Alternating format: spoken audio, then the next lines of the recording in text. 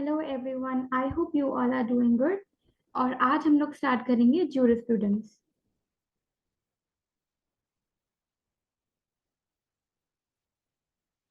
Yes, one second.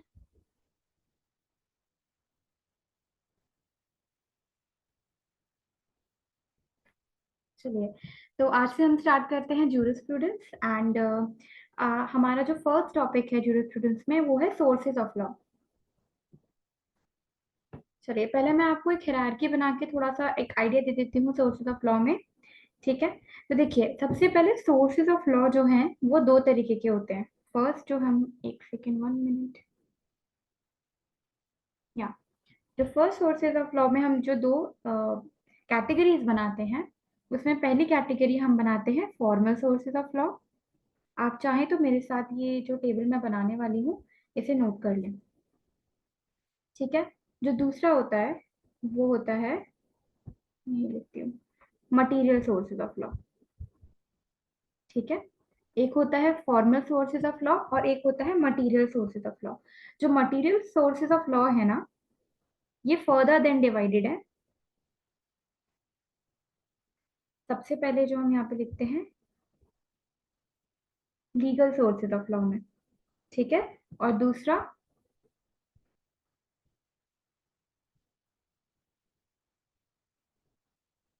Historical sources of law. Okay, अब जो हम देखते हैं लीगल सोर्सेज ऑफ लॉ, उसमें लीगल में हम फर्दर सब डिवाइड करेंगे इनटू नेशनल सोर्सेज एंड दूसरा, आप ये साथ में बना लो मेरे, जिससे आपको बाद में रिवीजन करने में आसानी हो। दूसरा होगा इंटरनेशनल सोर्सेज ऑफ लॉ। ठीक है, अब यहाँ पे हम जो नेशनल पढ़ने वाले हैं, यहाँ पे बेसिक चीजें स्टार्ट होती है हमारी। अब जो नेशनल सोर्सेज ऑफ लॉ होता है ना, उसमें हम सबसे पहले देखेंगे, आपको पता होगा, लेजिस्लेशन। ठीक है, जो भी किसी कंट्री में लॉज बनाए जाते हैं वो होता है वहाँ का लेजिस्लेशन। ठीक है, दूसरा हम देखते हैं प्रीसिडेंस। प्रीसिडेंस का आपको थोड़ा सा आइडिया होगा, तो प्रीसिडेंस क्या होते हैं? प्रीसिडेंट बेसिकली जजमेंट लॉ होता है। प्रेसिडेंट्स क्या होते हैं? जो भी कोर्ट्स होते हैं, जैसे मान लीजिए सुप्रीम कोर्ट है, सुप्रीम कोर्ट ने कोई जजमेंट दिया, तो उसका जो जजमेंट है वो बाइंडिंग हो गया, वो प्रेसिडेंट हो गया, वो आगे आने वाले भी केसेस में हम यूज करेंगे। ऐसे कितने सारे लैंडमार्क केसेस होते हैं जो आगे आने वाले कई सालों तक यूज किए जाते हैं, तो वो बेसिकली प्रेसिडेंट्स होते हैं। ठीक है, उसके बाद हम देखें कस्टम्स। कस्टम भी एक बहुत इंपॉर्टेंट सोर्स ऑफ लॉ है। अगर हम बात करें तो custom is one of the most oldest, या फिर हम बोलते हैं it is the like the ancient source of law में अगर हम बोलते हैं तो वो कस्टम आता है। ठीक है, अब लेजिस्लेशन में आपको पता होगा हम दो तरीके के लेजिस्लेशन के बारे में बात करेंगे। एक होता है प्राइमरी लेजिस्लेशन और एक होता है सेकेंडरी लेजिस्लेशन। जो सेकेंडरी लेजिस्लेशन होता है इसको हम डेलीगेटेड लेजिस्लेशन भी कहते हैं। ठीक है, डेलीगेटेड लेजिस्लेशन क्या होता है? अब देखिए, डेलीगेटेड लेजिस्लेशन का जो कॉन्सेप्ट है वो बेसिकली एडमिनिस्ट्रेटिव लॉ से डिराइव्ड है। जब अब आपको पता है कि हमारे यहाँ लॉ मेकिंग अथॉरिटी कौन सी है? We all know, legislature. तीन अथॉरिटीज होती है तो हमें सबको पता रहता है। एक होता है जुडिशरी, एक होता है एग्जीक्यूटिव,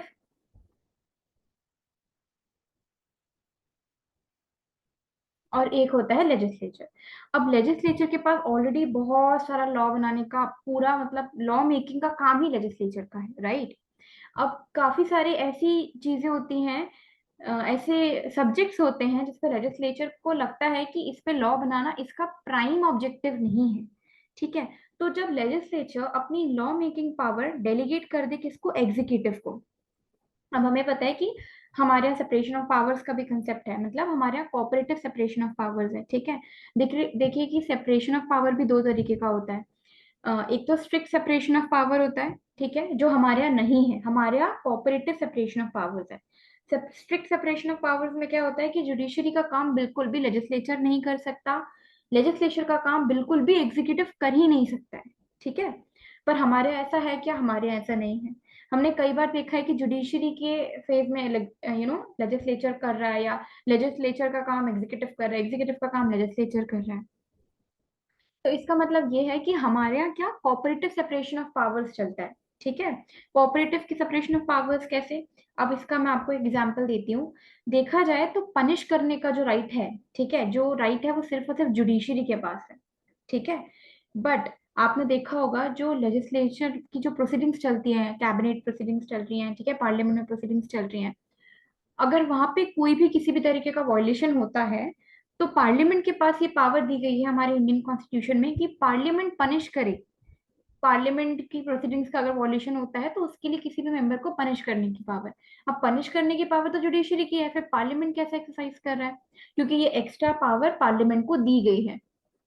ठीक है, आप इंडियन कॉन्स्टिट्यूशन में देखेंगे ये सेक्शन बहुत क्लियरली दिया गया है कि जो पार्लियामेंट है, अगर कोई भी इंसान कंटेम्प्ट करता है तो पार्लियामेंट उसके अगेंस्ट एक्शन ले सकता है।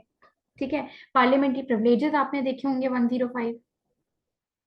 ठीक है, इस तरीके से चलता है। सिमिलरली आप बोलो कि जुडिशरी का काम तो सिर्फ पनिश करने का है, केसेस डिसाइड करने का है, लॉ मेकिंग का नहीं है, पर फिर भी सुप्रीम कोर्ट अपने खुद के लिए लॉज बनाता है।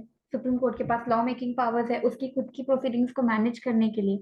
तो लॉ मेकिंग पावर तो लेजिस्लेचर का है, फिर सुप्रीम कोर्ट कैसे कर रहा है, जुडिशरी कैसे एक्सरसाइज कर रही है?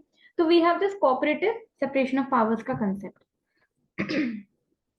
तो उसी तरीके से जब लेजिस्लेचर को लगता है, अब इसमें कुछ ग्राउंड्स होते हैं, डेलीगेटेड लेजिस्लेचर जो है वो अपने आप पे एडमिनिस्ट्रेटिव लॉ का एक खूब बड़ा लंबा टॉपिक है। ठीक है, वो अपने आप में एक क्लास लेगा, बट अगर हम इन शॉर्ट उसके कुछ ग्राउंड्स डिस्कस करें, तो वो ग्राउंड्स क्या होते हैं? जैसे मान लीजिए कि सबसे पहले मैं आपको एग्जांपल देती हूँ।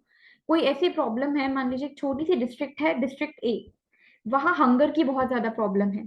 ठीक है, वो डिस्ट्रिक्ट जो है एक बहुत ही एक स्टेट में बहुत छोटी सी विलेज है, डिस्ट्रिक्ट में भी विलेज है, वहाँ ऐसी प्रॉब्लम है। तो आप बताइए वहाँ के लिए अगर हमें लॉज बनाने हैं, तो वो लेजिस्लेचर अच्छा लॉज बना पाएगा या एग्जीक्यूटिव अच्छा बना पाएगा? और एग्जीक्यूटिव में भी कौन? जो कलेक्टर वहां पे पोस्टेड है ना, जो आईएएस ऑफिसर्स वहां पोस्टेड हैं, जो अथॉरिटीज वहां पोस्टेड हैं, उस विलेज में पोस्टेड हैं, वो उस विलेज की ग्राउंड रियलिटी ज्यादा बेटर जानते हैं, राइट? अब क्योंकि वो वहाँ की ग्राउंड रियलिटी ज्यादा बेटर जानते हैं, इसलिए वो लोग वहाँ पे लॉज ज्यादा बेटर बता पाएंगे कि वहाँ पे क्या लॉज होने चाहिए, क्या लॉज नहीं होने चाहिए। Any person who is sitting in Delhi in the parliament, उसको ज्यादा बेटर नॉलेज होगी उस विलेज की ग्राउंड रियलिटीज के बारे में, या उस बंदे को ज्यादा बेटर नॉलेज होगी जो वहाँ वर्क करता है? डेफिनेटली उसको। तो ऐसे केसेस में जब लेजिस्लेचर को लगता है कि हमसे ज्यादा बेटर हमें ग्राउंड रियलिटीज के बारे में जानना है, तभी एक अच्छा लॉ बन के आ पाएगा। तब लेजिस्लेचर अपनी अथॉरिटी को एग्जीक्यूटिव को दे देता है कि एग्जीक्यूटिव लॉ बनाए उस मैटर पे। दूसरा ग्राउंड ये होता है कि टेक्निकल, मान लीजिए किसी कोई एक ऐसा सब्जेक्ट है जिसमें टेक्निकल नॉलेज चाहिए या फिर एक स्पेशल नॉलेज चाहिए, उस मान लीजिए कि हमें लेजिस्लेचर को बनाना है साइबर लॉ पे कोई लॉ। ठीक है, अब लेजिस्लेचर में जरूरी नहीं है ना कि हर इंसान को साइबर के बारे में काफी सारी नॉलेज हो, राइट? तो जब उनको लगेगा कि हम इस अपनी लॉ मेकिंग पावर को किसी और को डेलीगेट कर दें जिसको इसके बेटर में, इसके बारे में ज्यादा बेटर नॉलेज है, तो वो लॉ बेटर बन के आएगा। ठीक है, तो सेकंड ग्राउंड ये हो गया कि अगर उनको ज्यादा बेटर नॉलेज चाहिए किसी चीज के ऊपर, तो वो अपनी पावर्स डेलीगेट कर देते हैं। तीसरी चीज क्या है? जब लेजिस्लेचर के पास बहुत सारा काम है, ओवरबर्डन है, तो वो भी अपनी जो पावर्स है वो एग्जीक्यूटिव को डेलीगेट कर देते हैं कि एग्जीक्यूटिव उनकी लॉ मेकिंग का काम कर ले। ठीक है, पर ऐसा नहीं है कि अगर लेजिस्लेचर ने अपनी पावर्स एग्जीक्यूटिव को डेलीगेट कर दी है तो एग्जीक्यूटिव के पास अब विदाउट एनी रिस्ट्रिक्शंस बहुत सारी पावर हो जाएंगी। एग्जीक्यूटिव के ऊपर भी कंट्रोल रहता है। किसका कंट्रोल? पहला तो लेजिस्लेचर का ही कंट्रोल रहता है। कैसे कंट्रोल रहता है? अब लेजिस्लेचर ने मान लीजिए उसको पावर 100, मान लीजिए 90% पावर्स दी हैं, तो एग्जीक्यूटिव 91% पावर्स एक्सरसाइज नहीं कर सकता, उसको जितनी पावर्स दी गई हैं वो उतना ही करेगा। तो लेजिस्लेचर भी उसके ऊपर ध्यान रखते हैं कि मैंने पावर्स दी हैं तो इस पावर्स का सही यूज कर रहा है कि नहीं। दूसरा आपको पता होगा जुडिशियल रिव्यू का कॉन्सेप्ट। जुडिशियल रिव्यू का कंसेप्ट हम जब इंडियन कॉन्स्टिट्यूशन में पढ़ते हैं, तो हमने आपने पढ़ा होगा आर्टिकल 32 और आर्टिकल 226। अब ये दोनों क्या बात करते हैं, आर्टिकल 32 आपको पता है सुप्रीम कोर्ट की पावर्स हैं, ठीक है, और आर्टिकल 226 जो है वो हाई कोर्ट की पावर्स है जुडिशियल रिव्यू के लिए। तो जुडिशियल रिव्यू क्या होता है, जुडिशियल रिव्यू बेसिकली ये पावर्स देता है हाई कोर्ट को, सुप्रीम कोर्ट को, कि वो किसी भी एक्ट की, लॉ की कॉन्स्टिट्यूशनैलिटी चेक कर सके, ठीक है, कि किसी भी तरीके का ओवर रीच ना हो, हर लॉ कॉन्स्टिट्यूशनल हो, ठीक है, अल्ट्रा वायरस ना हो, ठीक है। तो जुडिशियल रिव्यू के पास जो कोर्ट के पास जो जुडिशियल रिव्यू की पावर है, इससे भी एग्जीक्यूटिव की पावर्स पे चेक रहता है। और तीसरा तो आप सबको पता ही है, प्रेस, मीडिया, जिसको हम क्या मानते हैं, fourth pillar of democracy, media, press, ठीक है। तो इसके थ्रू एग्जीक्यूटिव के ऊपर जो पावर्स दी गई हैं, जो डेलीगेट की गई हैं पावर्स, उसके ऊपर चेक रहता है, लेजिस्लेचर चेक रखता है, जुडिशरी चेक रखता है by the power of judicial review, और तीसरे नंबर पे प्रेस, ठीक है। तो ये होता है डेलीगेटेड लेजिस्लेचर, डेलीगेटेड लेजिस्लेशन, जब लॉ मेकिंग पावर्स, लेजिस्लेचर की लॉ मेकिंग पावर्स एग्जीक्यूटिव को डेलीगेट की जाती है किसी स्पेसिफिक पर्पस के लिए। तो जो लॉ अब एग्जीक्यूटिव बनाएगा उस लॉ को हम बोलेंगे ये डेलीगेटेड लेजिस्लेशन है, ठीक है। तो any law made by the executive is known as the delegated legislation. अब हम आगे बढ़ते हैं, प्रीसीडेंस पे आते हैं, ठीक है। प्रीसीडेंस जो है वो बेसिकली हम दो चीजें देखेंगे प्रीसीडेंस में, एक होते हैं बाइंडिंग,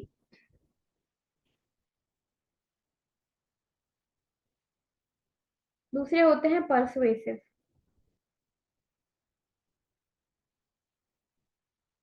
देखिए, अब ये बाइंडिंग प्रेसिडेंस और पर्सुएसिव आपको पता ही होगा। बाइंडिंग प्रेसिडेंस क्या है, ऐसे प्रेसिडेंस जो कि आपको फॉलो करने ही है। प्रेसिडेंस दो तरीके के होते हैं, कि ये प्रेसिडेंट बाइंडिंग है, this has to be followed, ठीक है। तो ये अगर आपने अपने केस में अपने प्लेंटिफ ने अपने प्लेंट में, डिफेंडेंट ने अपने रिटन स्टेटमेंट में अगर ये साइट कर दिया, तो ये बाइंडिंग है, ये मानना ही है, ठीक है। ये जो भी स्मॉल कोर्ट्स हैं, अगर एक ऐसा केस लो आया, सुप्रीम कोर्ट ने कोई जजमेंट दे दिया, तो बाकी सारे जो कोर्ट्स हैं, जो सुप्रीम कोर्ट के नीचे जितने भी कोर्ट्स हैं हमारे इंडिया में, उन सबको ये प्रीसिडेंट मानना पड़ेगा। परसुएसिव क्या होते हैं, जो बाइंडिंग नहीं होते हैं वो परसुएसिव होते हैं, कि उनकी वैल्यू तो रहती है, उस केस में उनको साइट करने की वैल्यू है, पर सिर्फ परसुएसिव वैल्यू है, ठीक है, दे आर नॉट बाइंडिंग। तो आप ये नहीं बोल सकते कोर्ट को जाके कि ये जो मैंने केस साइट करा है ये आपको मानना पड़ेगा, क्योंकि वो परसुएसिव है, ठीक है। अब कस्टम्स हम देखें, तो कस्टम्स में दो तरीके के हम देखते हैं यहाँ पे भी, एक होता है कन्वेंशनल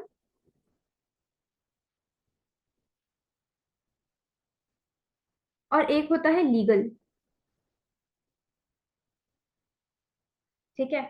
कन्वेंशनल कस्टम्स क्या होते हैं, कन्वेंशनल जैसे प्रथाएं चलती हैं हमारे यहाँ कि हमें ये करना चाहिए, ये नहीं करना चाहिए, ठीक है, ट्रेडिशंस हैं, ये सारी चीजें हैं, तो ये सारे काय में आते हैं, कन्वेंशनल कस्टम्स में आते हैं, ठीक है।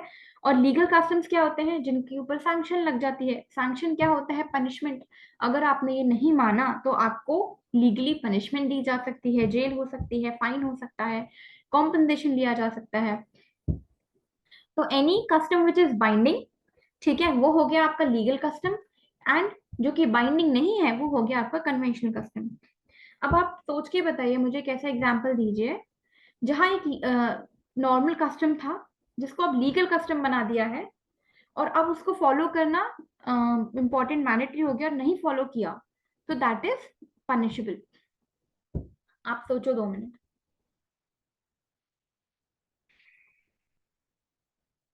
मैं बताती हूँ चलिए।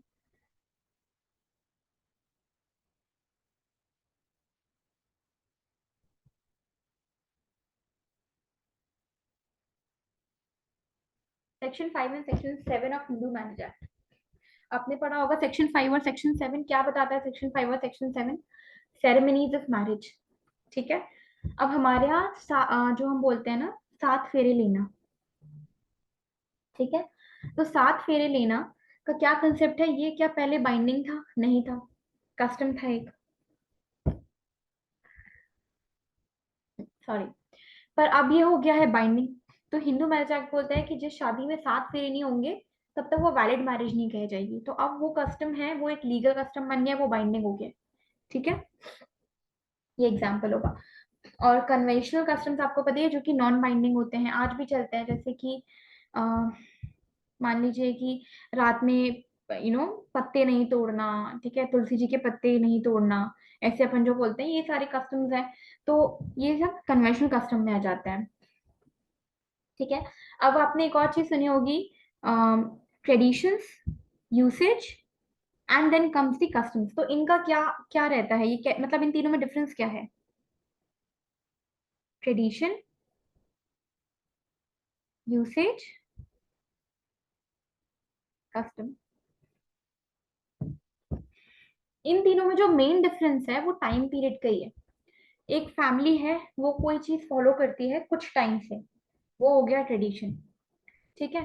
थोड़ा और इसका आप बढ़ा दो उसका स्कोप, थोड़ा और ज्यादा लोग फॉलो करने लगे कुछ और ज्यादा टाइम के लिए, वो उस लोकल एरिया का बन गया यूसेज।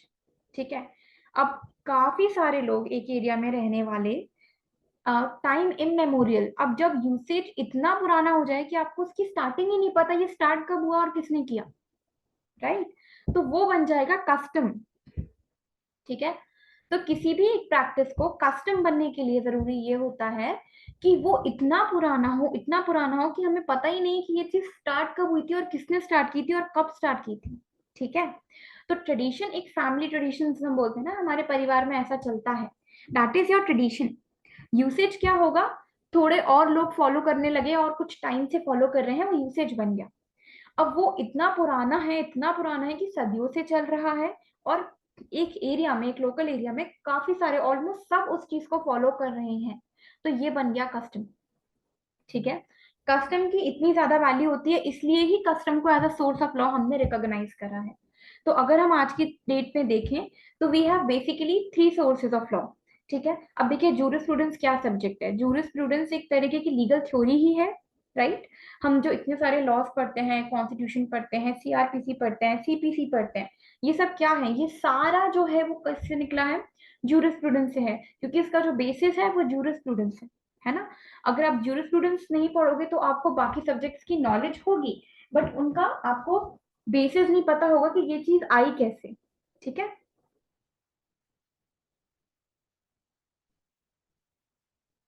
इसलिए मैं आपको हर चीज को, जो प्रेजेंट लॉस हैं उनसे कंबाइन कर करके बता रही हूँ कि हमारा कॉन्स्टिट्यूशन कैसे इस चीज पे बेस्ड है, सीआरपीसी में कैसे प्रोविजंस हैं, सीपीसी में कैसे प्रोविजंस हैं, इस तरीके से ये चलता है।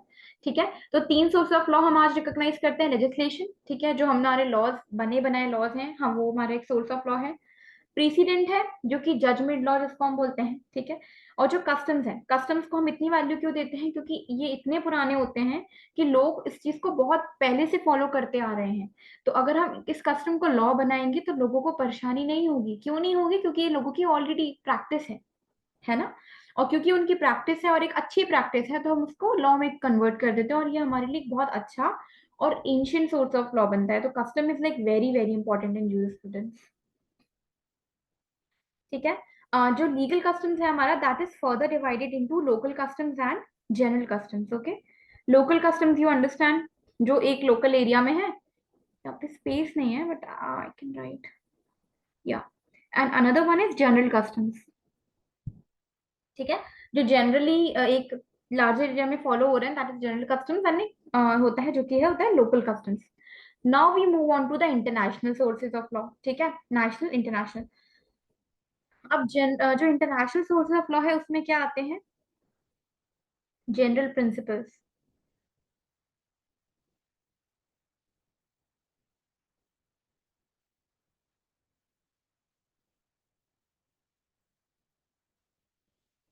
ठीक है।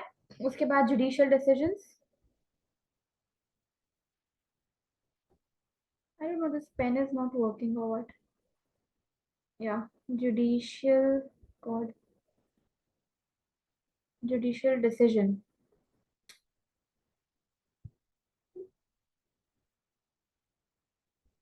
Okay. एंड तीसरा होता है ट्रीटीज।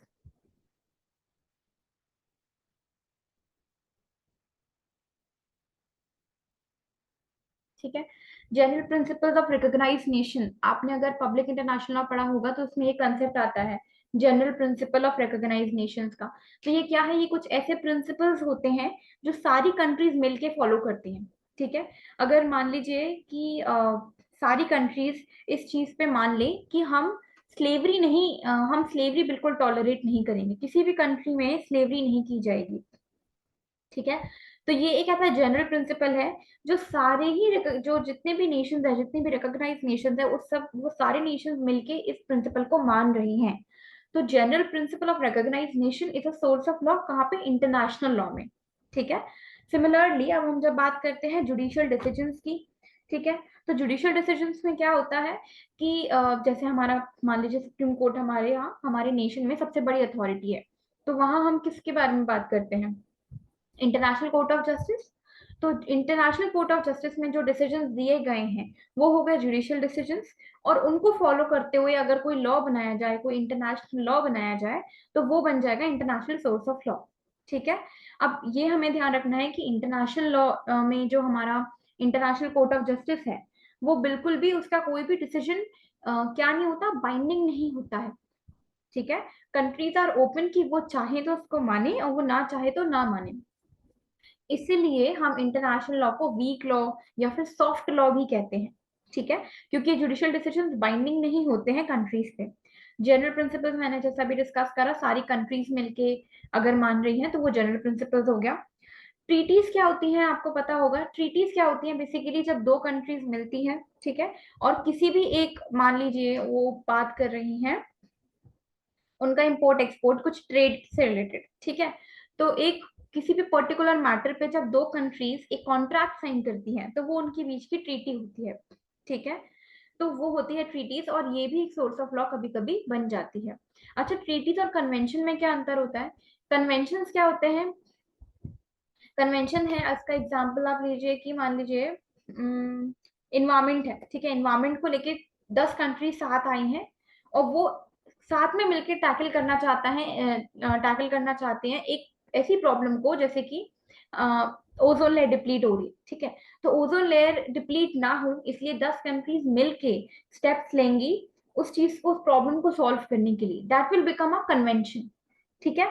ट्रीटीज एक तरीके का मोस्टली ना कॉन्ट्रैक्ट्स होते हैं बिटवीन बिटवीन टू कंट्रीज, और बिटवीन जितने भी नंबर ऑफ कंट्रीज है, और वो जो कॉन्ट्रैक्ट करते हैं वो मोस्टली उनके पर्सनल मैटर्स होते हैं, ठीक है। ट्रेड रिलेटेड हो गया या किसी और चीज रिलेशन में हो गया, तो वो ट्रीटीज कहलाती हैं, ठीक है। तो इंटरनेशनल लॉ में जैसे मैंने बोला, general principles of recognition, judicial decision जो कि ICJ international court of justice के, और ट्रीटीज जो कि कंट्रीज के बीच में होती हैं। आप इसको एक बार कॉपी कर लीजिएगा, मैं एक बार फिर बता देती हूँ। मटेरियल सोर्सेज ऑफ लॉ है, ये मटेरियल लिखा है। Formal, historical. फॉर्मल में we have legal sources of law.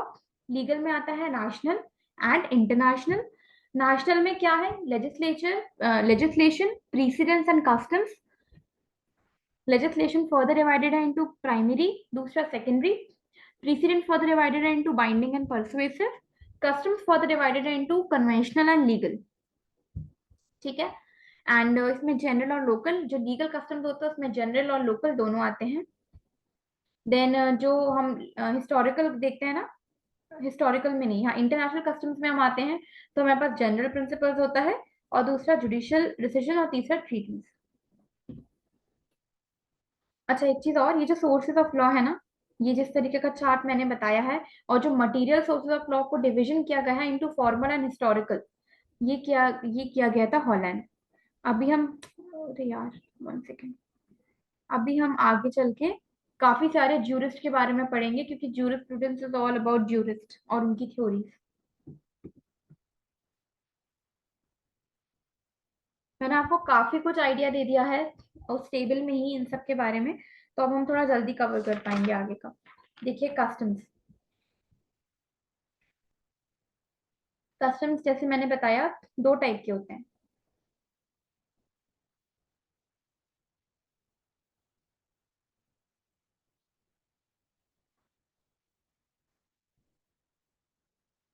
Which sanctions में होते हैं 2 टाइप के?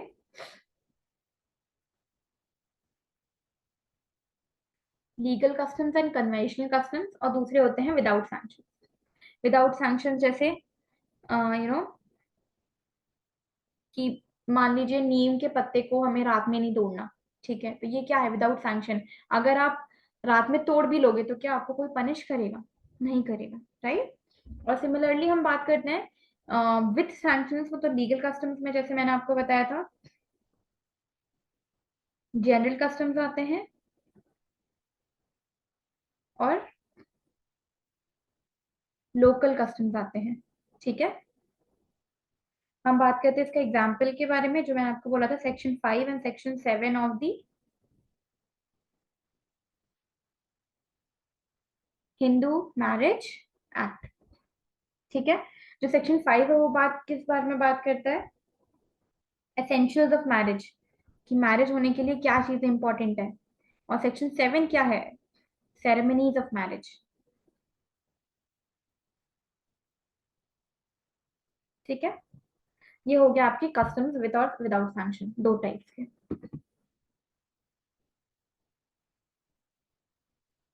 अब हम बात करते हैं एसेंशियल्स ऑफ कस्टम्स। ठीक है, तो कोई प्रैक्टिस है, जैसे मैंने आपको अब एक चीज बताई थी कि एक ट्रेडिशन था, ठीक है, एक फैमिली ट्रेडिशन था,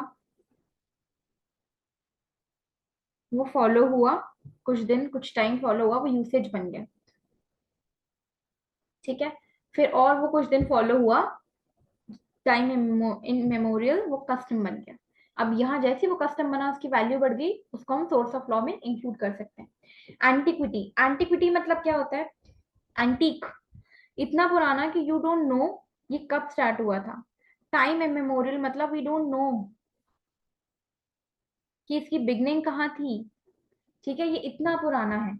ठीक है, अब जब वो इतना पुराना होगा ना, तभी वो यूसेज से कस्टम बना। इस टाइम में वो इतना पुराना हो चुका था कि हमें पता ही नहीं रहा कि ये कब स्टार्ट हुआ, इसलिए वो यूसेज से कस्टम बन गया। ठीक है, तो it has to be very old, तभी वो प्रैक्टिस को कस्टम माना जाएगा। ठीक है, और काफी सारे लोग इसको, मतलब अगर एक एरिया की हम बात करें तो वो चीज बहुत सारे लोग उस चीज को फॉलो करते रहे और बहुत टाइम तक। ठीक है, अब हम 7 फेरे के बारे में बात करें, तो हमारा कब से ऐसी शादी हो रही है, हमें पता है क्या कि 7 फेरे कब से स्टार्ट हुए और कौन करता था? ऑलमोस्ट इंडिया में कितनी सारी फैमिलीज हैं जो इस तरीके से ही शादी करती हैं, है ना? तो एंटिक्विटी। दूसरी चीज, most of the people have been following. ठीक है, हिंदू मैरिजेस में सब में 7 फेरे होते हैं। रीजनेबलनेस, अब आप मान लो सती प्रथा, क्या वो रीजनेबल थी? नहीं थी। ठीक है, अब आप तो ऐसे बोलो कि सत्य भी एक कस्टम है, इसको भी फॉलो किया जाए, तो it was not reasonable. Okay, तो एनीथिंग विच इज अनरीजनेबल वो वैसे भी लॉ में तो बना ही नहीं सकते ना, कोई भी अनरीजनेबल चीज को लॉ एक्सेप्ट तो करेगा नहीं। तो ये बहुत सिंपल सी चीज है कि अगर कोई प्रैक्टिस को कस्टम बनना है तो उसको रीजनेबल होना इंपॉर्टेंट है, उसमें रीजनेबिलिटी होनी चाहिए, लीगैलिटी होनी चाहिए, वो सही होना चाहिए लोगों के लिए, तभी वो प्रैक्टिस को हम कस्टम मानेंगे। नहीं तो ऐसी कितनी सारी हमारे यहाँ प्रथाएं चलती थी जो गलत थी, तो उनको तो हमने आज custom as a source of law बना के लॉ में नहीं बन रख दिया ना। देन सर्टन, सर्टन मतलब क्या है? मान लीजिए मुंबई में, ठीक है, एक प्रैक्टिस फॉलो हो रही है, लेकिन मान लीजिए इसमें 10,000 लोग एक तरीके से करते हैं, बाकी के 10,000 दूसरे तरीके से करते हैं, बाकी के 10,000 तीसरे तरीके से करते हैं एक ही प्रैक्टिस को। यहाँ पे सर्टनिटी कहाँ आई? सबने अलग अलग करी ना। तो सर्टेन होना इंपॉर्टेंट है कि ये ही प्रैक्टिस है और इसी तरीके से होती है और सब ऐसे ही करते हैं इसको। ठीक है, तो दिस इज कॉल्ड सर्टेनिटी। ठीक है, इसमें ये सर्टेनिटी होनी चाहिए कि ये चीज इतना स्पेसिफाइड है कि इसमें कोई भी तरीके का चेंज नहीं है। ठीक है, तभी उस चीज को हम कस्टम मानेंगे। कंसिस्टेंट, अब ये बहुत इंपॉर्टेंट पॉइंट है। मान लीजिए एक कोई प्रैक्टिस है, वो बहुत पहले स्टार्ट हुई, ठीक है, वो कुछ टाइम चली, फिर बीच में ब्रेक हो गया 2-4 साल का, फिर कुछ टाइम चली, फिर 10 साल किसी ने नहीं माना, फिर 11वें साल से सब उसको मानने लगे, फिर और 10 साल माना, ठीक है, फिर उसको किसी ने नहीं माना। तो क्या आप ऐसे इस तरीके की प्रैक्टिस को कस्टम बोलोगे? बिल्कुल भी नहीं। ठीक है, कस्टम को कंसिस्टेंट होना बहुत जरूरी है। वो जब से स्टार्ट हुआ है, वो तब से हमें नहीं पता वो कब से स्टार्ट हुआ था, वो तब से रीजनेबली फॉलो किया जा रहा है। सर्टेनली हर इंसान उसको वैसे ही फॉलो करता है जैसे वो है, और उसमें बिल्कुल भी ब्रेक नहीं आया है, वो कंसिस्टेंटली उतने सालों तक सीधे सीधे चला आ रहा है। ठीक है, there should be no break into it, there should be no uncertainty, no unreasonableness. ठीक है, और लास्ट पॉइंट आप समझ ही गए होंगे, कंपल्सरी ऑब्जर्वेंस। क्या होता है कंपल्सरी ऑब्जर्वेंस? डेफिनेटली आपको करना ही करना है। ऐसा नहीं चार कर रहे हैं चार नहीं कर रहे हैं, ये चार अलग तरीके से कर रहे हैं, ठीक है, ये 4 साल करा उसके बाद किया ही नहीं, ठीक है। तो कंपल्सरी ऑब्जर्वेंस सबको करना ही है, फॉलो करना ही है। तो जब ये सारी चीजें फुलफिल होंगी, इनमें से एक भी कम हुआ तो वो कस्टम नहीं कहलाएगा, ठीक है। और वो कस्टम नहीं कहलाएगा तो डेफिनेटली वो सोर्स ऑफ लॉ में आ ही नहीं सकता। और एक और चीज, सारे customs, not all customs are law, okay, ये चीज याद रखना, not all customs are law, ठीक है। कुछ कस्टम्स जो कि ये सारे जो रीजनेबल होते हैं, उनको हम कस्टम्स में लीगल सोर्स ऑफ लॉ में मान लेते हैं ना। ओपिनियन एज टू कस्टम्स, अब जब कस्टम्स हमारे इतना पुराने सोर्सेज ऑफ लॉ हैं, तो काफी सारे ज्यूरिस्ट ने अपनी अलग अलग ओपिनियन दी कस्टम्स को लेके, ठीक है। इसमें दो लोगों की, दो पार्टीज की ओपिनियन बहुत इंपॉर्टेंट है, क्योंकि ये एक दूसरे के एकदम अगेंस्ट चलते हैं। ये एनालिटिकल स्कूल और हिस्टोरिकल स्कूल जस्ट ऑपोजिट, ठीक है। अब ऑस्टिन जो है वो एनालिटिकल स्कूल के एक बहुत इंपॉर्टेंट प्रोपाउंडर हैं, ठीक है, बहुत इंपॉर्टेंट मेंबर हैं, जिन्होंने कस्टम्स को एक्चुअली, मतलब he paid actually no heed to customs, उनके नजर में कस्टम्स कुछ नहीं है, custom should not be a source of law, ठीक है। तो ये क्या बोलते हैं ऑस्टिन, कि custom is not a valid source of law, not a valid source of law, ठीक है। हाउएवर हिस्टोरिकल स्कूल के जो सैविग्नी है, ठीक है, ये जस्ट ऑपोजिट है, इनके लिए custom is the most important source of law, ठीक है। तो ये क्या बोलते हैं कि law gets its content from habit and popularity, इनका ऐसा बोलना है, इनका ये स्टेटमेंट है कि law gets its content from habit and popularity. अच्छा आप बताइए कस्टम्स क्या है? बेसिकली हैबिट ही है लोगों की, पॉपुलैरिटी है, इतने सारे लोग जानते हैं, मानते हैं, सालों से मान रहे हैं, हैबिट हो गई, ठीक है। जब सब जानते हैं तो पॉपुलैरिटी हो गई। तो सैविग्नी का ऐसा बोलना था कि लॉ का कंटेंट ही कस्टम है, लॉ बनता ही कस्टम से है, ठीक है। तो इनके लिए, हिस्टोरिकल स्कूल के लिए, custom is the most important source of law और एनालिटिकल स्कूल के लिए custom is not a valid source of law, ठीक है। अब हम बात करते हैं, हमने कस्टम्स के बारे में बात करती है, अब हम बात करते हैं किसके बारे में, स्टैट्यूट्स के बारे में या फिर लेजिस्लेशन के बारे में।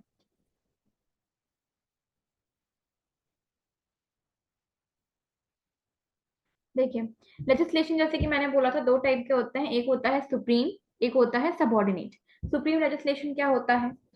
जो कि एब्सोल्यूट लेजिस्लेशन होता है ना,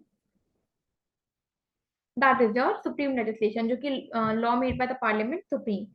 सबऑर्डिनेट लेजिस्लेशन ही होता है डेलीगेटेड लेजिस्लेशन, ठीक है। अब देखिए, सुप्रीम जो लॉ लेजिस्लेचर ने बना दिया, तो हो गया, वो हो गया आपका एब्सोल्यूट। और जो डेलीगेटेड लेजिस्लेशन, जैसे मैंने पूरा समझाया था कि लेजिस्लेचर ने अपनी पावर जब एग्जीक्यूटिव को दे दी, कि एग्जीक्यूटिव उसकी जगह लॉ बनाएगा, ठीक है। और अब जब एग्जीक्यूटिव ने लॉ बनाया तो उस लॉ को हम बोलेंगे डेलीगेटेड लेजिस्लेशन, ठीक है। तो दो तरीके के लॉज होते हैं, एक होता है सुप्रीम लेजिस्लेशन, मतलब लेजिस्लेचर द्वारा बनाया गया, दूसरा होता है सबऑर्डिनेट, जो कि होता है डेलीगेटेड लेजिस्लेशन, ठीक है। अब लेजिस्लेशन, जो स्टैट्यूट्स हैं, उससे रिलेटेड कुछ फेमस जो ज्यूरिस्ट हैं उनके व्यूज हैं, हम पढ़ लेते हैं। बेंथम ने क्या बोला था, लेजिस्लेशन को कैसे डिफाइन किया था? अच्छा, बेंथम कौन है? इंपॉर्टेंट क्वेश्चन है ये। एनालिटिकल स्कूल के जो फाउंडर है वो बेंथम है, ठीक है। एनालिटिकल स्कूल में दो इंपॉर्टेंट हैं लोग, एक बेंथम है और एक ऑस्टिन है।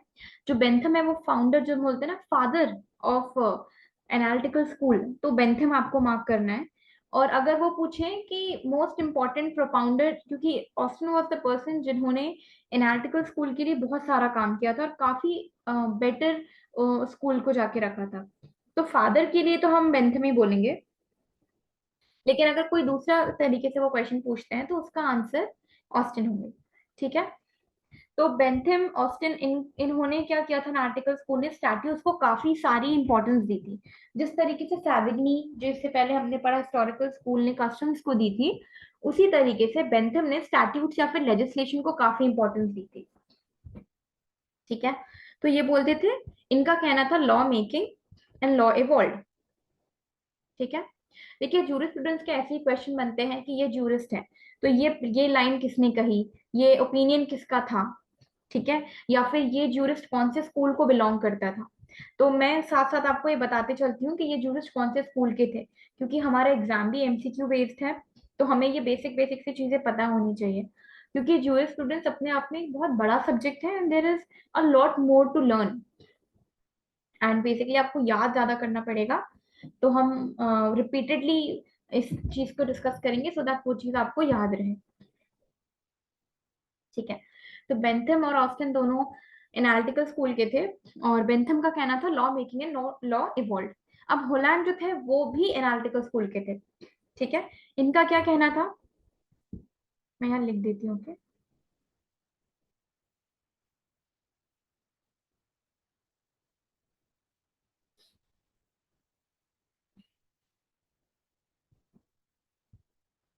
ठीक है, होलैंड का क्या कहना था, orders carried by the crown. अब आप एक छोटा सा एक ये कंसेप्ट समझ लीजिए कि जब भी हम एनालिटिकल स्कूल के बारे में बात करेंगे ना, हम बेंथम, हॉलैंड, ऑस्टिन, सालमन, ये इस स्कूल के बहुत बड़े बड़े प्रोपाउंडर्स रहे हैं। तो इनका मानना था कि एक होता है सोवरेन, ठीक है, और ये देगा एक कमांड जो कि बैक्ड होगा बाय सैंक्शन।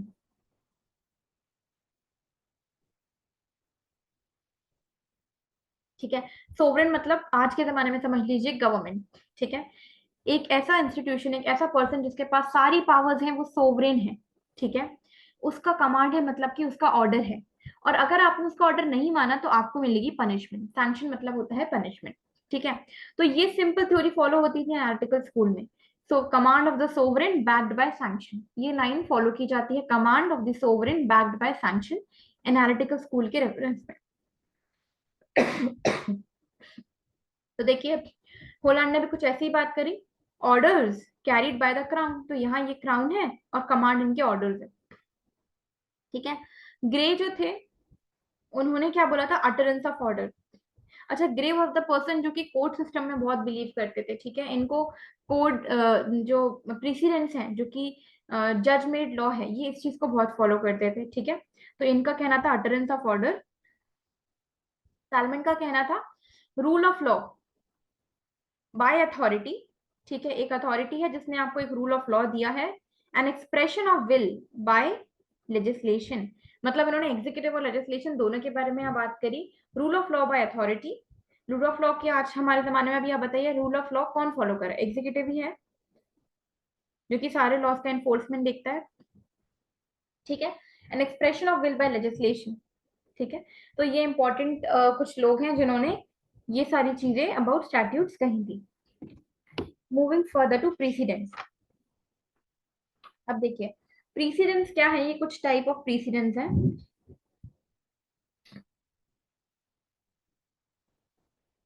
डिक्लेरेटरी प्रीसिडेंस, अब हम हमने दो हमने ऑब्वियसली हमने कस्टम्स कवर कर लिया है और हमने स्टैट्यूट्स भी कवर कर लिए हैं।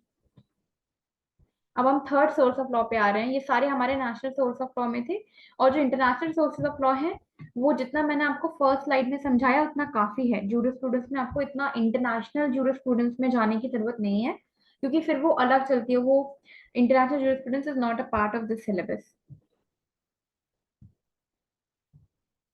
ठीक है, प्रीसिडेंस क्या होते हैं, एक होते हैं डिक्लेरेटरी प्रीसिडेंस। अब बताइए डिक्लेरेटरी प्रेसिडेंस क्या होते हैं, जो एग्जिस्टिंग लॉ, अभी लॉ जो एग्जिस्ट कर रहा है ना, उसी का जब कोर्ट अप्लाई करता है, तो मतलब application of the existing laws, उसको हम कहते हैं डिक्लेरेटरी प्रेसिडेंट। ठीक है, so wherever there is application of existing laws, that will be called as what, declaratory precedents, क्योंकि आपने सिर्फ उस लॉ को डिक्लेयर कर दिया है। ओरिजिनल प्रेसिडेंस क्या होते हैं?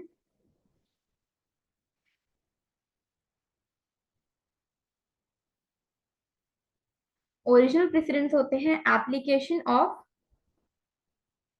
New rule of law. कोई न्यू रूल ऑफ लॉ को जब हम अप्लाई करते हैं उसको हम कहते हैं ओरिजिनल प्रेसिडेंट। परसुएसिव प्रेसिडेंस क्या होते हैं? परसुएसिव प्रेसिडेंस सिर्फ और सिर्फ गाइड करने के लिए होते हैं। ठीक है। केशवानंद भारती केस आया था इतने पहले, ठीक है, वो आज भी फॉलो किया जा रहा है कितने सारे केसेस में। ठीक है। वो काय का एग्जाम्पल हुआ आपका बाइंडिंग प्रेसिडेंट का, जो कि हमारा आ जाता है एब्सोल्यूट अथॉरिटेटिव। ठीक है। तो एब्सोल्यूट अथॉरिटेटिव और परसुएसिव में अंतर क्या होता है? परसुएसिव सिर्फ गाइडिंग पर्पज से होते हैं, ये मैंडेटरी नहीं होते हैं। एब्सोल्यूट अथॉरिटेटिव क्या होते हैं? ये आप यहाँ पे section 141 of, sorry, article 141 of Indian constitution लिख लीजिए। आर्टिकल 141 ऑफ इंडियन कॉन्स्टिट्यूशन क्या बताता है? ये सुप्रीम कोर्ट को पावर्स देता है, बेसिकली सुप्रीम पावर्स देता है। इस सुप्रीम कोर्ट के बनाए गए सारे रूल्स एंड रेगुलेशंस, ऑर्डर्स, जितनी भी लोअर कोर्ट्स हैं वो सारे फॉलो करेंगे ऑल ओवर इंडिया। तो ये क्या हुआ? ये अथॉरिटेटिव, एब्सोल्यूट अथॉरिटेटिव ही हुआ ना। तो ये वैसे हो गया। देन परसुएसिव क्या होता है? जो कि सिर्फ और सिर्फ गाइड करने के लिए होते हैं, वो क्या होंगे? परसुएसिव हो जाएंगे। ओरिजिनल क्या होंगे? Application of new rule of law. जो भी नए रूल ऑफ लॉ को हम अप्लाई करते हैं वो हो गए हमारे ओरिजिनल। डिक्लेरेटरी क्या होते हैं? जो भी existing rule of existing laws हैं उनको लगाना को हम बोलते हैं डिक्लेरेटरी। कंडीशनल अथॉरिटेटिव क्या होते हैं? कंडीशनल अथॉरिटेटिव होते हैं जिनको हम डिसरिगार्ड करते हैं सिर्फ और सिर्फ कुछ ही कंडीशंस में, वरना हम उनको हमेशा फॉलो करेंगे। मतलब disregard only in some conditions, else they are always followed. तो जनरली तो ये हमेशा फॉलो किए जाएंगे, है ना।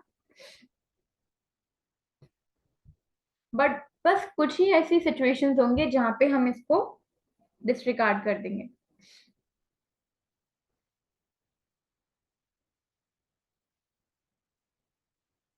डिसरिगार्ड इन फ्यू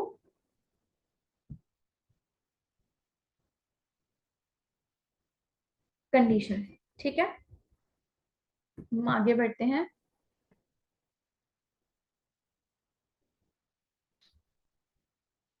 देखिए, व्यू ऑफ ज्यूरिस्ट। अब प्रेसिडेंट्स को भी लेके काफी सारे ज्यूरिस्ट के कुछ व्यूज थे, इसमें से हम कुछ देख लेते हैं। अच्छा, ये प्लस क्या है? अब इन्होंने ग्रे जो ज्यूरिस्ट थे इन्होंने काफी सारा अपने काफी लंबी कोई लाइन बोली होगी। ठीक है। जिसका मतलब हमने ये इतनी से दो शब्द में कर लिया। अब क्योंकि आपको डिस्क्रिप्टिव आंसर्स तो लिखने नहीं है जो आप पूरी लाइन याद करो, आपको क्या ऑब्जेक्टिव मार्क करना है जूरिस्प्रूडेंस में, राइट। तो आपको सिर्फ उस लाइन को पढ़ना है, जो इतना बड़ा पैराग्राफ पढ़ना है, उसमें ये दो वर्ड या फिर ये दो मीनिंग निकालने हैं। और अगर ये दो मीनिंग निकल रहे हैं तो ये हो गया ग्रे का स्टेटमेंट। ठीक है। थोड़ा सा स्मार्ट स्टडी करना पड़ेगा, क्योंकि जूरिस्प्रूडेंस में तो आप देखो तो ऐसे तो 100 जूरिस्ट है, और उन्होंने 10-10 20-20 इंपॉर्टेंट लाइनें बोली हैं। आप कितने याद रखोगे? है ना। पॉसिबल ही नहीं होता। और वो उनकी एक लाइन ही 5-5 स्टेटमेंट की है, 5-6 लाइंस की है ना। तो इतना सारा पॉसिबल नहीं है। तो आपको सिर्फ उसका कंसेप्ट समझना है कि उन्होंने क्या ओपिनियन दिया था, क्या बोला था। तो जब हम बात करते हैं ग्रे के बारे में, जस्टिस ग्रे, इनका बोलना था कि क्या होते हैं प्रेसिडेंट? एक रूल है और उसको हमने प्रैक्टिस में ला रखा है। ठीक है। There is a rule of law, एक रूल है जो हम प्रैक्टिस कर रहे हैं, कोर्ट्स प्रैक्टिस कर रहे हैं over the time, that is a president. Salmon ने कहा था यही रूल अगर बाइंडिंग हो गया, ठीक है, तो वो क्या हो गया? वो प्रेसिडेंट हो गया। इसका मतलब ये है कि सालमन की नजरों में जो परसुएसिव प्रेसिडेंट है वो कुछ है ही नहीं। हमने प्रेसिडेंट में दो पढ़े थे, एक परसुएसिव एक बाइंडिंग। ठीक है। अब यहाँ पे सालमन ने बहुत क्लियरली अपनी डेफिनेशन में बोल दिया कि बाइंडिंग होना चाहिए उसको, एक रूल जो कि बाइंडिंग है। मतलब सालमन की नजरों में प्रेसिडेंट्स हमेशा ही बाइंडिंग होंगे, it will always be binding. मतलब परसुएसिव प्रेसिडेंट्स कोई मैटर नहीं करते in the view of salmon. ठीक है। बेंथम एनालिटिकल स्कूल के जो फादर रहे हैं, उन्होंने क्या बोला? प्रेसिडेंट जज मेड लॉ। ठीक है। जज मेड लॉ बहुत सिंपल सा, हमने एक छोटा शॉर्ट एंड स्वीट स्टेटमेंट दिया, जज मेड लॉ। ऑस्टिन, इन्होंने क्या बोला? जुडिशरी इज लॉ, एक ही चीज है। ठीक है। अब ये दोनों हमने देखिए, एनालिटिकल स्कूल बहुत इंपॉर्टेंट है, इसलिए मैं इनके बारे में ब्रीफ में थोड़ा डिस्कस करती जा रही हूँ। अब जैसे मैंने आपको बोला था कि ऑस्टिन और एनालिटिकल स्कूल के बारे में बात कर रहे थे, तो इनकी नजर में कस्टम्स कुछ भी नहीं थे। ठीक है। लेजिस्लेशन जो था वो बहुत ज्यादा इंपॉर्टेंट था, क्योंकि command of the sovereign, command मतलब क्या, ऑर्डर है, सोवरेन क्या है, गवर्नमेंट है, तो लेजिस्लेशन इनके लिए बहुत इंपॉर्टेंट था। ठीक है। पर प्रीसिडेंट्स जो थे ना, इनके लिए समवेयर इन बिटवीन थे। ठीक है। तो कस्टम्स तो इनके लिए कुछ थे ही नहीं। ठीक है। एंड प्रीसिडेंट जो थे उनके लिए कस्टम से ज्यादा इंपॉर्टेंट थे, मैंने यहाँ लिख रखा है, प्रीसिडेंट कस्टम से ज्यादा इंपॉर्टेंट थे इनके लिए, और लेजिस्लेशन इनके लिए बेस्ट सोर्स ऑफ लॉ था। अब हम आगे बढ़ते हैं। अब कुछ फेजेस हैं जो हमको एक बार कवर करना चाहिए, ये आपके लैटिन मैगजीन्स में भी कवर हो जाएंगे।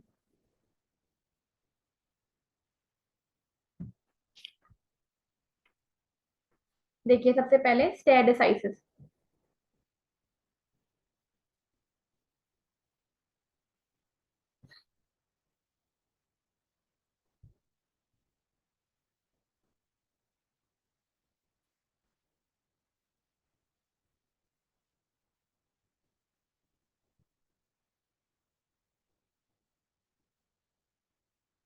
To stand by decided cases. ठीक है। स्टेयर डिसाइसिस बेसिकली बोलता है कि जो केस डिसाइड हो गए हैं उनको फॉलो किया जाए। ठीक है। जो प्रीसिडेंट्स है उसको फॉलो किए जाए, जो केसेस डिसाइडेड है उनको फॉलो किया जाए, ये स्टेयर डिसाइसिस कहता है। रेशियो रेसिडेंडी। अब ऑबिटर डिक्टा। अच्छा देखिए, ये दोनों बहुत इंपॉर्टेंट है। क्या है इन दोनों में डिफरेंस, मैं आपसे डिस्कस करती हूँ। अगर आपने कभी भी कोई भी जजमेंट पढ़ा होगा ना, आपने या तो जजमेंट राइटिंग करा होगा या जजमेंट पढ़ा होगा, तो उसमें कुछ पैराग्राफ्स होते हैं। ठीक है। जब हम पैराग्राफ स्टार्ट करते हैं तो हम बेसिक से स्टार्ट करते हैं कि क्या चार्जेस लगे हुए हैं उस पर्सन पे। ठीक है। सेकेंड पैराग्राफ में हम देखते हैं कि क्या एडमिटेड फैक्ट्स हैं। ठीक है। ऐसे हम थर्ड पैराग्राफ में प्लेंटिफ की स्टोरी लिखते हैं। ठीक है। प्लेंटिफ की स्टोरी, या फिर जो हम प्रोसिक्यूशन की स्टोरी होती है ना, हम वो लिखते हैं। ठीक है। फोर्थ में हम अक्यूज या फिर डिफेंडेंट का क्या कहना है, उसने चार्जेस एक्सेप्ट करे हैं या वो ऐसे अपन लिखते हैं कि he claims to be tried. ठीक है। इस तरीके से वो बोल रहा है अक्यूज की जो स्टोरी है। फिफ्थ में हम क्या करते हैं, हाँ, फिफ्थ में हम क्या करते हैं, हम इश्यूज फ्रेम करते हैं। ठीक है। सिक्स्थ से हम मार्शलिंग एंड अप्रिसिएशन स्टार्ट करते हैं। ठीक है। अब जो सिक्स पैराग्राफ से हम मार्शलिंग स्टार्ट करते हैं, अगर आपने कभी कोई जजमेंट पढ़ा होगा, तो जो लास्ट पैराग्राफ में जब जज आके पनिशमेंट सुनाता है कि इसको मान लीजिए कोई पर्सन है, उसको सजा मिल रही है, मान लीजिए सेक्शन 324, ठीक है, आईपीसी, सेक्शन 324 आईपीसी में उसको हम पनिशमेंट दे रहे हैं। ठीक है। तो ये किस बेसिस पे उन्होंने पनिशमेंट दिया है जज ने, कि हमने ये चीज देखी है, ये एविडेंसेस देखते हुए the court comes to the conclusion that person ABC is guilty of this offence. ठीक है।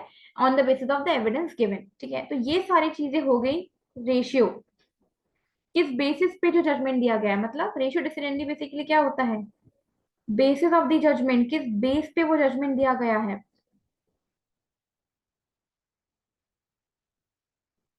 ठीक है। तो ये सब क्या है, ये जो वो बताता है कि हमने एविडेंस, मान लीजिए विटनेस ए आया, विटनेस ए ने ये सारी बातें करी। ठीक है। उसने ऐसा ऐसा बोला। फिर विटनेस बी आया, उसने ये चीजें टेस्टिमनी दी अपनी। विटनेस सी आया, उसने ये टेस्टिमनी दी। तो विटनेस ए बी और सी की टेस्टिमनी के अकॉर्डिंगली जो अक्यूज्ड है, ठीक है, ये कोर्ट को लगता है कि कोई भी बेनिफिट ऑफ डाउट उसको ना दिया जाए, और जो अक्यूज है वो गिल्टी है इस ऑफेंस का इन एविडेंसेस के आधार पे। तो जो एविडेंसेस दे रहे हैं, दिखा रहे हैं, जिस आधार पे बना रहे हैं, वो हो गया ratio decidendi, that is the basis of judgement. ठीक है। अब ओबिटर डिक्टा क्या होता है। ठीक है। ओबिटर डिक्टा क्या होता है, मान लीजिए कि फॉर एग्जाम्पल एनजीटी के केसेस होते हैं, या फिर कोई भी एक ऐसा केस है जो कि मान लीजिए इन्वायरमेंट रिलेटेड है। ठीक है। अब काफी सारे आपने केसेस सुने होंगे जहाँ पे जो जजेस होते हैं वो अपनी कमेंट्री देते हैं। ठीक है। कई बार कुछ इंटरनेट पे आता है ना, जैसे कि कुछ कंट्रीज के जजेस तो पोएम्स लिख रहे हैं अपने जजमेंट में, है ना। या फिर जो भी कमेंट्स वो देते हैं कि ऐसा होना चाहिए या ऐसा नहीं होना चाहिए या इस तरीके की गाइडलाइंस बननी चाहिए, ठीक है, हमारे गवर्नमेंट को इस तरीके के स्टेप्स लेने चाहिए, या फिर this is good, this is bad, no ना, this is how it should be for this country. तो ये सारी चीजें जो ओपिनियंस होते हैं ना, उस पर्सन के, उन जज के जो भी ओपिनियंस हैं, वो सारे ओपिनियंस होते हैं ओबिटर डिक्टा, ठीक है। That is basically what the opinion of what the opinion of the जजेस। तो जो भी जजेस का ओपिनियन होगा वो होगा ओबिटर डिक्टा, और जिस भी बेसिस पे वो जजमेंट दिया गया है, जिस बेसिस पे वो पनिशमेंट दी गई है, ठीक है, पनिशमेंट बोलेंगे या फिर जो कंक्लूजन दिया गया है, that will be your ratio decidendi, ठीक है। So that is the basically deciding factor. अब हम बात करते हैं डेफिनेशन ऑफ ज्यूरिस्प्रूडेंस की। आई डोंट थिंक आज इतना सारा कवर हो पाएगा, बट आई विल ट्राई कि हम जितना ज्यादा कवर कर सकें। तो अच्छा, before moving on to the next, मैं आपसे थोड़े से पर्सनल लॉज भी शेयर करना चाहती हूँ। मैं आपके फर्स्ट स्लाइड में, ओके वेट,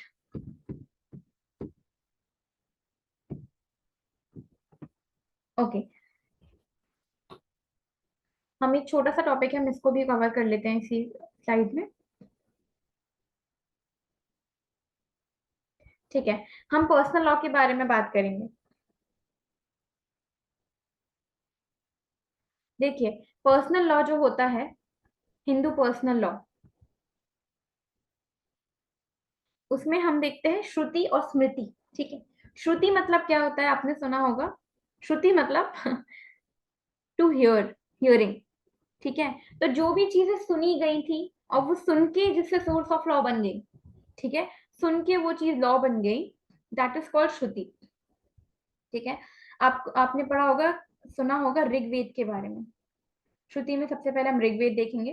तो ऋग्वेद क्या होता है, जो भी मंत्रास थे पुराने टाइम में, ठीक है, वो सारे मंत्रास ऋग्वेद में दिए गए हैं।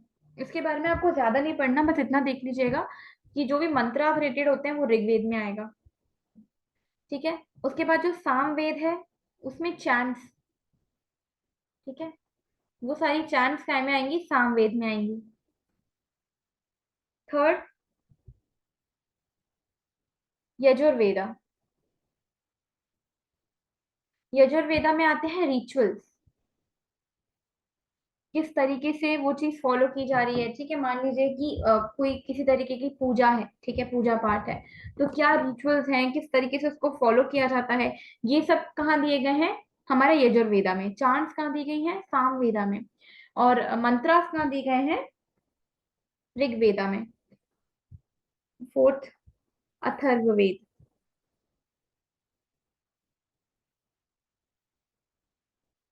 अथर्ववेद में स्पेल्स हैं, ठीक है, स्पेल्स, ओके। आपको ये याद रखना है, इसमें इतना ही आता है कि ऋग्वेद में क्या दिया गया है, मंत्रास है, सामवेद में चांट्स हैं, यजुर्वेद में रिचुअल्स है, अथर्ववेद में स्पेल्स हैं। अब हम बात करते हैं स्मृति के बारे में।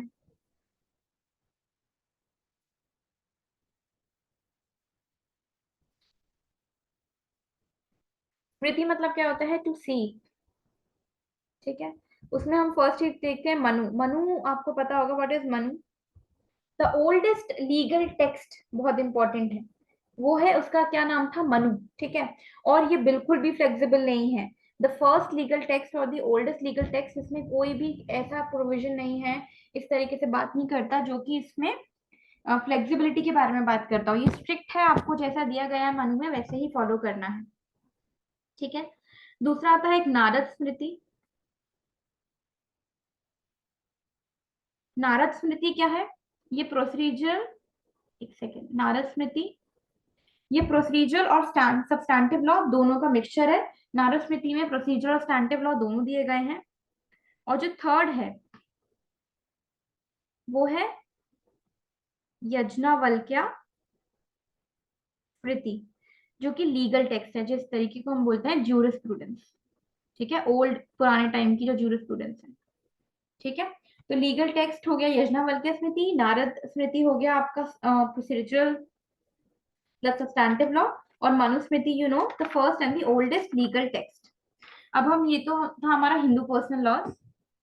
अब हम मुस्लिम पर्सनल लॉज भी यही देख लेते हैं थोड़ा सा।